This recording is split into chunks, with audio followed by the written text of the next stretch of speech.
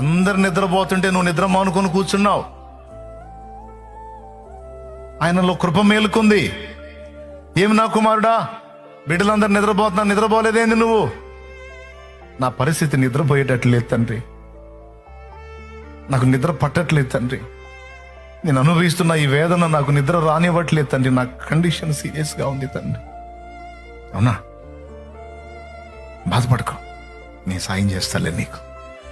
నువ్వు నిద్ర మానుకుంటే ఆయనలో కృప మేలుకుంటుంది, నువ్వు అన్నం మానుకుంటే ఆయనలో కృప మేలుకుంటుంది. అందరూ తిన్నారుగమ్మా, నువ్వెందుకు తినలేదు నా కుమారి? నాకు తినబుద్ధి కావట్లేదు తండ్రి. ఎందుకు? నా పరిస్థితి చావా బ్రతుకా అన్నట్టుంది నా పరిస్థితి, నాకు తినబుద్ధి కావట్లేదు తండ్రి.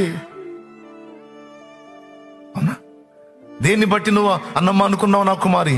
నా కుమారుడా, ఇదిగో ఫలానా పరిస్థితి నన్ను కృంగదీస్తుంది తండ్రి. అవునా, సరేపో, దాన్ని తీసేస్తా.